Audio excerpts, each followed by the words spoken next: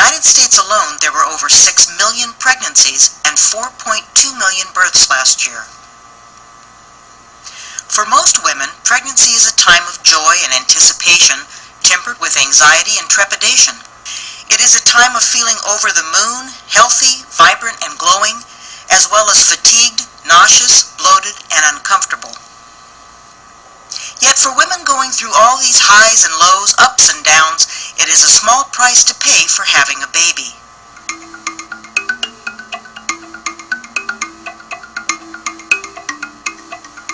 Most mothers, since the beginning of time, have woken up one morning and felt a little green, or overly exhausted before noon, thought their breasts were a little tender, looked twice at a calendar, or just sensed something was different about their bodies. And then they said to themselves, "Am I pregnant?"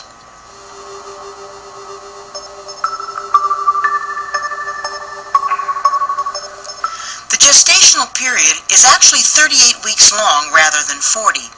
Although most people count from the first day of the woman's last normal menstrual cycle, it is important to remember they are not pregnant until 2 weeks later when ovulation occurs. The 38 weeks are divided into equal trimesters. The first trimester is a time of great change to the woman's body. Her uterus begins to enlarge, and by 10 weeks the placenta has formed and is mature enough to take over the production of hormones needed to sustain the pregnancy. At about 6 weeks, an increase in plasma and red blood cells begins. This peaks at 32 to 34 weeks. By that time, plasma has expanded by as much as 40 to 50%, while RBCs rise by 20 to 30%. Because the increase in plasma is greater than that of RBCs, hemoglobin and hematocrit are lowered so that there may be a risk of anemia and need for supplemental iron. White blood cell count also goes up at this time. By 10 weeks, cardiac output begins to rise and can increase by as much as 20 to 25% by the end of pregnancy. Because of the extra workload of the heart, systolic murmurs are common and appear in almost 95% of women. While heart rate increases and remains high throughout the gestational period, blood pressure may initially fall by 5 to 15 millimeters of mercury. The respiratory system is also affected, as tidal volume increases 30 to 40% during these first weeks of pregnancy. Hormonal changes occur as well.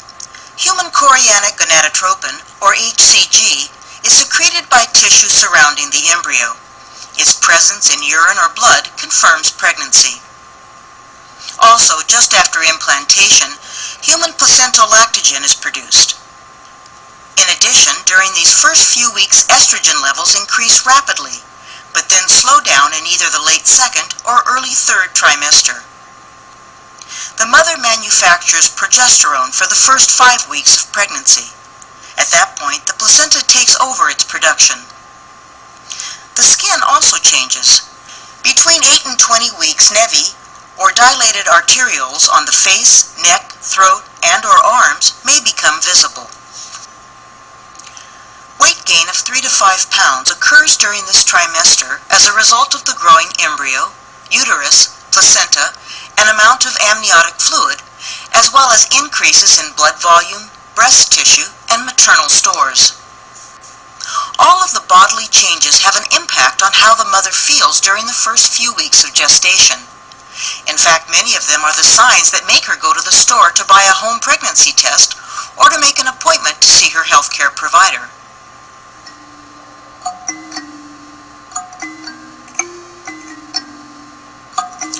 One of the most dreaded side effects of pregnancy is morning sickness. This is actually a misnomer, as the nausea and/or vomiting can appear any time during the day or night. Usually it begins just after the first period has been missed and can last through the 4th month. There are several explanations for morning sickness. One is that hormones cause delay in gastric emptying. Others include emotional factors, fatigue, irregular eating habits, and exposure to odors the mother finds noxious. When feeling ill, the woman should eat saltines or dry toast, sip water, or suck on ice chips before she gets out of bed. To help combat the nausea, she should eat small, frequent meals, consume bland foods that are low in fat and easy to digest, and not lie down after eating. Another common symptom of early pregnancy is overwhelming fatigue. This usually appears during the first few weeks of gestation. The only remedies are rest and sleep. Mothers also experience frequent urination as a result of pressure exerted on the bladder by the expanding uterus. The breasts also change, becoming fuller, heavier, and tender to the touch. Other early effects of pregnancy include food cravings and aversions, constipation, a stuffy nose, headaches, dizziness upon standing, and mood swings. You feeling okay? Okay, great. This is one of your first visits here at the clinic, so we're going to go over a whole history and physical on you. Making the call for an appointment with her healthcare provider is a big step for the woman who thinks she may be pregnant, but it is a critical one. Her initial visit will be long, starting with a urine test to confirm the presence of HCG and thus her pregnancy. Due date will then be estimated. This is simply done by asking for the first date of her last menstrual period, subtracting 3 months, and then adding 7 days. For example, if the first day of her last normal cycle was September 15th, subtract 3 months and get June 15th, then add 7 days. June 22nd is then the estimated due date. The healthcare provider will also obtain a history. She will want to know about previous pregnancies and births and record them using GTPAL. G is gravidity, or the number of times the woman has been pregnant. T is the number of pregnancies resulting in term deliveries, while P is the number of preterm deliveries. A refers to the number of abortions, whether spontaneous or induced, and L reflects the number of living children. A woman whose GTPAL is 11001 means that she has been pregnant once, had a birth at term, and has one living child. If the GTPAL is 10102, she was pregnant once and had preterm twins. Learning about the woman's medical history is essential. The healthcare provider will ask about any chronic and acute conditions and their treatments, as well as previous hospitalizations or surgeries. In addition, she will inquire about all medications prescribed. This is extremely important as some drugs, such as statins, anticonvulsants, anxiolytics, antifungals, and acne treatments, can have teratogenic effects on a fetus. Use of over-the-counter medications, including herbal or complementary supplements, should be documented as well. I want to talk with you about some of your behaviors. Smoking, drinking alcohol, and the provider will need to determine the woman's chance for a high-risk pregnancy. She will note her age, knowing that teens and women over 35 years have more complications. In addition, she will ask the mother about her lifestyle, if she smokes, drinks alcohol, or uses recreational drugs. Information about her occupation is also important, as the healthcare provider will want to learn if the woman is sedentary or active, is exposed to noxious substances or toxins, or has had blood transfusions. At this time, the provider can advise the woman about any changes that need to be made for the health of both her and her baby. The healthcare provider will also talk to the woman about her and the father's family history of inherited disorders, such as cystic fibrosis, Down syndrome, spinal muscular atrophy, hemoglobinopathies, Tay-Sachs disease, or Duchenne's muscular dystrophy, so that appropriate prenatal testing and genetic counseling can be initiated. Finally, the provider should ask the woman about her social situation and support system to determine if social services should be contacted to help her with living arrangements, financial aid, or health insurance.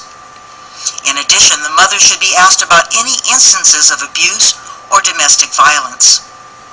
During the physical exam, vital signs are taken and recorded. The woman is weighed and her BMI calculated.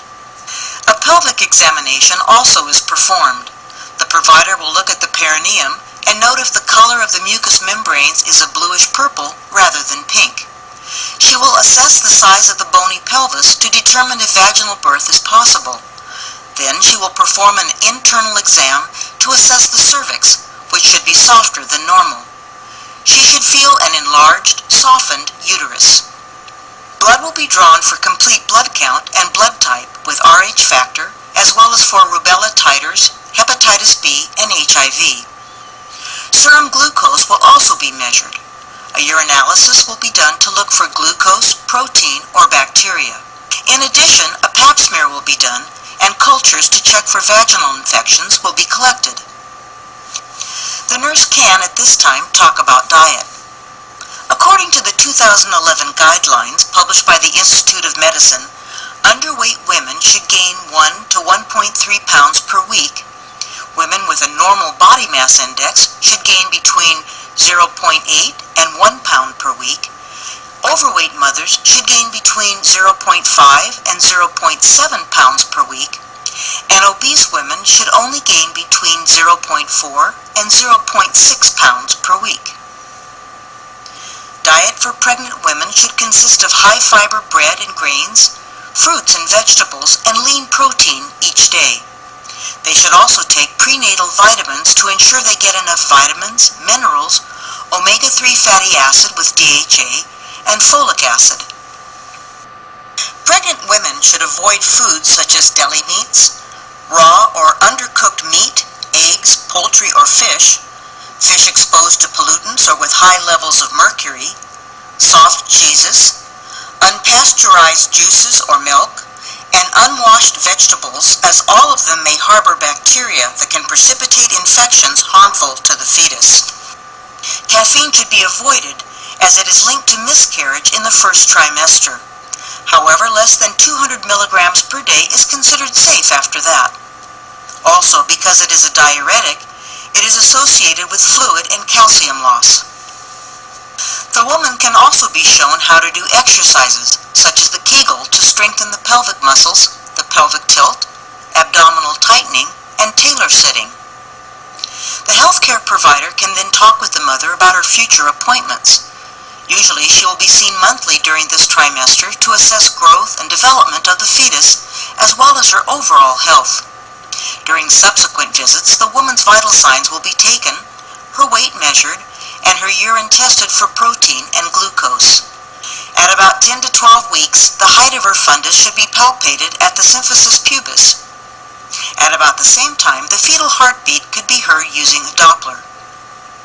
Ultrasounds may be done to confirm pregnancy, estimated date of delivery, number of fetuses, and any physical abnormalities. During this trimester, genetic testing is offered for high-risk families. For example, between 10 and 14 weeks, a combination of blood tests and ultrasound can be done to assess for the possibility of Down syndrome. If the results favor Downs, more invasive procedures such as chorionic villus sampling, CVS, or amniocentesis can be done for definitive diagnosis. However, these procedures carry an increased risk of miscarriage. According to the World Health Organization, CVS is the preferred assessment to be performed early in pregnancy to determine many genetic defects.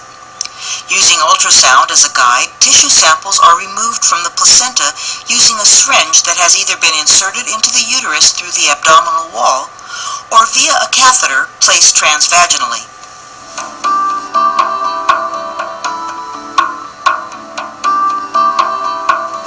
The first trimester is approximately 12 weeks.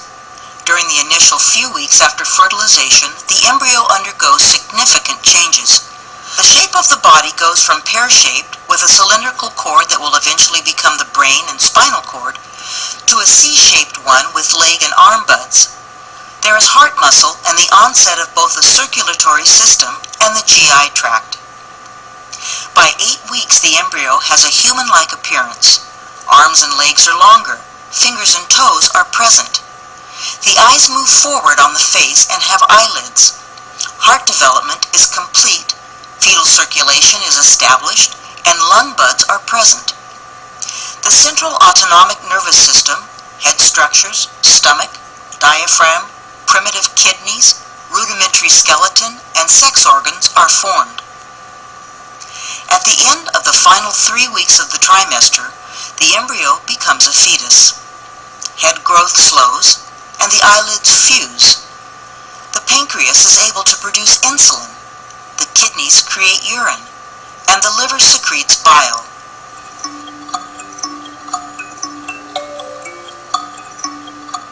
By the beginning of the second trimester, many of the discomforts of the first 3 months have dissipated. This is usually a time of well-being and excitement for the mother. Many of the maternal physiologic changes are related to making room for the growing fetus and assuring its needs are met. The mother's cardiac output increases by 1.7 liters per minute. Her blood pressure may begin to increase. However, there may be hypotension while supine due to pressure on the vena cava as venous return is impeded. Women are therefore told to lie on their left sides to prevent this. Oxygen consumption also rises by 20%. The body accommodates for this by increasing respiratory rate. The uterus continues to expand as the fetus grows.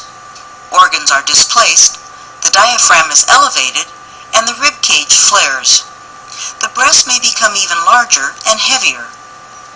Skin changes also become evident at this time. Stretch marks, or striae gravidarum, may appear on the abdomen, breasts, thighs, and buttocks. Areas of hyperpigmentation appear on the nipples, areolae, labia, and around the axillary and umbilical areas. In addition, a dark line, or linea nigra, may be seen running from the umbilicus to the pubic hairline. Some women have chloasma, or the mask of pregnancy, which is a darkening or blotching of the face. The skin may itch, especially on the palms, soles, and abdomen. Women are advised to avoid hot showers and baths, and to use gentle soap, moisturizing creams, and lotions. In addition, their clothing should be made of soft fabrics. Weight gain during these 3 months ranges between 12 and 15 pounds. At 16 to 20 weeks, most mothers will experience quickening for the first time. These slight movements of the fetus bring women feelings of joy and even more connection to the babies they are carrying. While the discomforts of the first trimester are gone, new ones appear, all of which are related to the expanding uterus. The mother may have body aches, especially in her back, groin, and thighs. The pain is more pronounced in subsequent pregnancies as abdominal muscles are weakened. Yoga, massage, and warm but not hot baths lasting no longer than 10 minutes can provide relief. She can also wear a pregnancy support garment. Some mothers may have tingling of the hands or have leg cramps. To manage this, they should gently stretch their muscles, perform mild exercise, flex their feet forward, and ensure proper calcium intake. Varicose veins may appear on the legs. To prevent this, women should wear loose-fitting clothing, avoid tight knee socks, and sit with their feet elevated. Labial varicosities may also be present. Side lying will diminish their discomfort. Hemorrhoids, which are varicosities of the rectum, may also appear and last through the postpartum period. Swelling of the hands, feet, and ankles become apparent during this trimester as well. Women should drink plenty of fluids, walk or swim to increase circulation, elevate their legs while sitting, and wear support hose.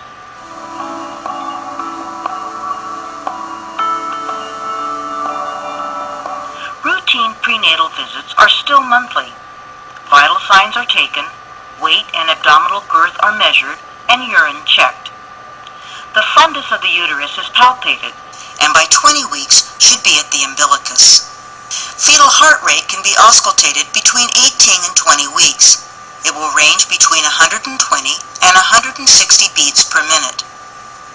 More definitive evaluations of the fetus are made during the second trimester. Ultrasound is done between 17 and 20 weeks to confirm the due date, check anatomy for structural defects, monitor fetal growth, note the amount of amniotic fluid, and if the parents want, identify the sex of the fetus. Between 24 and 28 weeks, women are assessed for gestational diabetes using a 50-gram oral glucose challenge test. Blood is drawn after 1 hour, and if results are above 140 milligrams per deciliter, follow-up testing is advised. This consists of a 75-gram 2-hour glucose tolerance test with blood drawn at baseline and then again at 1 and 2-hour intervals. A fasting value greater than or equal to 92 milligrams per deciliter, a 1-hour value greater than or equal to 180 milligrams per deciliter, or a 2-hour value greater than or equal to 153 milligrams per deciliter is considered atypical. Any one of these abnormal values leads to a diagnosis of gestational diabetes. Genetic screening can also be done at this time. Alpha-fetoprotein or quad screen, AFP, HGC, estriol inhibin A is done between 15 and 20 weeks. High values of AFP indicate multiple fetuses or neural tube anomalies such as spina bifida, while low values are associated with Down syndrome.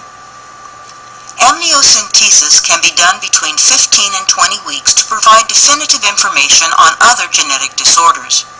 It is advised for women over the age of 35 years, those with family history of inherited anomalies, or after abnormal preliminary test results. Using ultrasound, a thin needle is passed through the wall of the abdomen and into the uterus to withdraw amniotic fluid for analysis. Chordocentesis, in which umbilical cord blood is aspirated, can be performed between 18 and 22 weeks to assess for chromosomal abnormalities, blood disorders, or infections. A blood test using maternal samples to do multiplexed maternal plasma sequencing replaces the need for amniocentesis or chordocentesis to evaluate for trisomy 21. The main advantage of this assessment is that there is no risk to the fetus.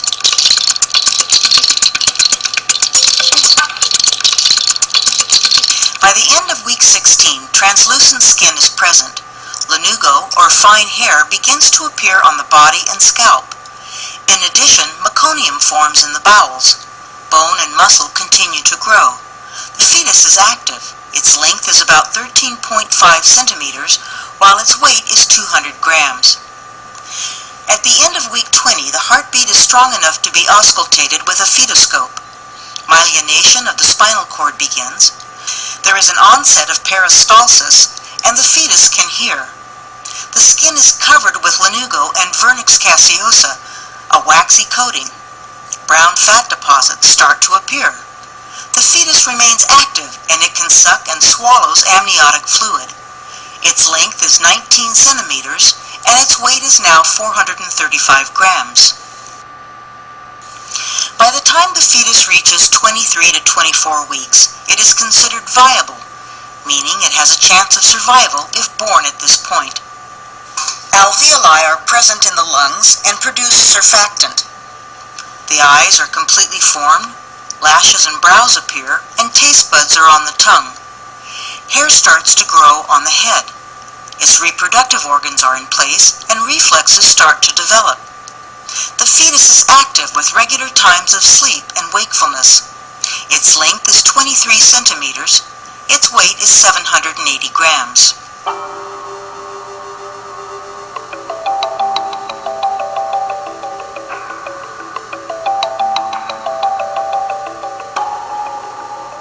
During the third trimester, the uterus enlarges as the fetus continues to grow, causing the mother's organs to become even more displaced.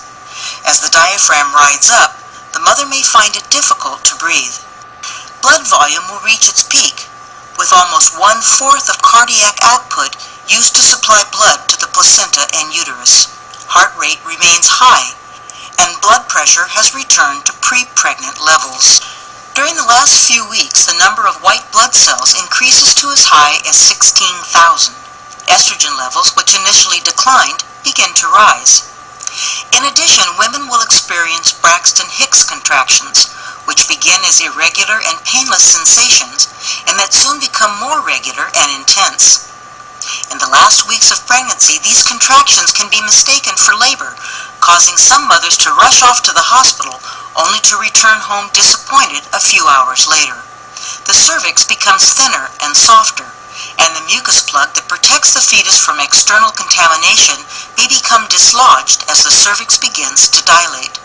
Breasts become even larger and more tender. There may even be leakage of colostrum from the nipples. The lumbar spine changes shape and forms an exaggerated curve to support the woman's changing center of gravity. At the same time, ligaments in the pubic area begin to loosen in preparation for birth. Mothers usually gain about 12 to 15 pounds during this last trimester. The discomfort mothers experience during these 3 months is related to the expanding uterus and growing fetus. Women are frequently short of breath, especially while reclining.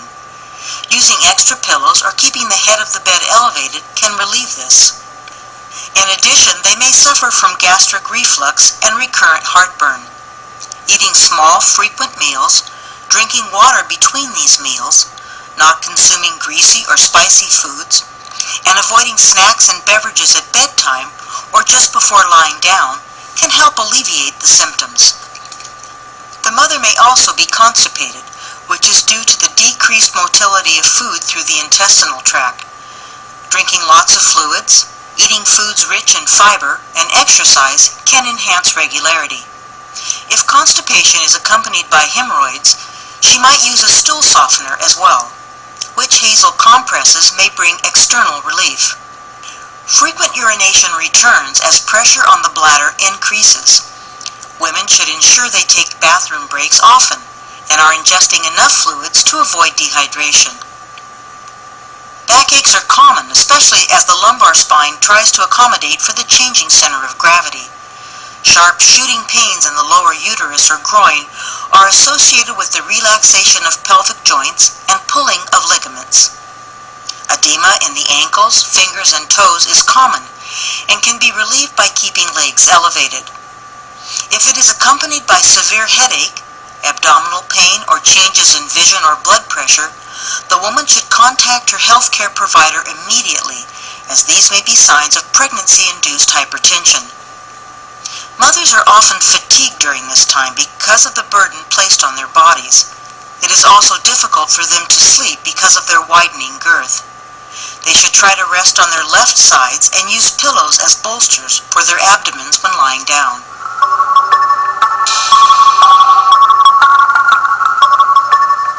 Visits to the healthcare provider increase during the final trimester. During the 7th and 8th months, they occur every 2 weeks, and in the last month, they are weekly. Vital signs are taken, abdominal girth and weight are measured, fundal checks are done, and the fetal heart rate is counted. Palpation of the uterus is also done to determine fetal position. Labs are drawn to check the hemoglobin and platelet values. Urinalysis and urine cultures are also done. The woman is also assessed for the presence of group B strep and vaginitis.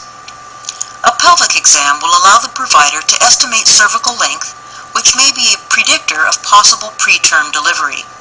The shorter the cervix, the greater the risk. If the provider feels that the fetus may be born prematurely, she may order an amniocentesis to analyze fluid for lung maturity by measuring the ratio of lung surfactants, lecithin, and sphygmomyelin. A score below 1.5 signifies the fetus is at risk for respiratory distress syndrome, while anything above 2 indicates lung maturity. Another exam that can be done at this time for women with high-risk pregnancies is the BPP, or biophysical profile, which is a non-stress test using fetal monitoring and ultrasound. It evaluates fetal movement, heart rate during movement, muscle tone, and respiratory rate, as well as the amount of amniotic fluid. If any of the parameters are abnormal, an early delivery is advised. At 28 weeks, the mother is instructed to do daily fetal kick counts. She is to pick a time of day when the baby is most active and measure how long it takes for her to feel 10 kicks. Anything longer than 2 hours is considered abnormal, and she should contact her provider.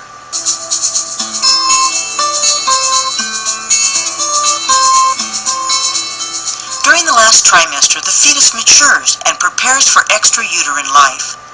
At 28 weeks, more subcutaneous fat appears and lanugo begins to disappear. Nails form on the fingers and toes. Eyelids open and close. Length is 35 centimeters, while weight is about 1,200 grams. By 32 weeks, more reflexes are present. The central nervous system is able to regulate body temperature. In addition, minerals such as iron, calcium, and phosphorus begin to be stored. Lungs are more mature. The bones are fully formed and the fetus kicks and jabs with gusto. Eyes are light sensitive. Length is 41 centimeters and weight is 2,000 grams. At 36 weeks, there are few creases on the soles of the feet. The skin is less wrinkled. Fingernails reach the tips of the fingers, and body fat increases. Sleep cycles have a pattern. As the body increases in size, the baby has fewer forceful movements because of its confined space. Its length is now 48 centimeters, and its weight is between 2,500 and 2,750 grams. The fetus is considered full term between 37 and 40 weeks. Lanugo remains just on the upper back and shoulders, while vernix is only apparent between skin folds. Ear cartilage is firm and creases cover the soles of the feet. Fetal activity is further diminished as space is even more cramped. At this point, the fetus usually moves to a head-down position in preparation of labor and delivery. Its length is 48 centimeters, and its weight is between 3,000 and 3,600 grams. At 40 weeks, mother and baby are ready for birth.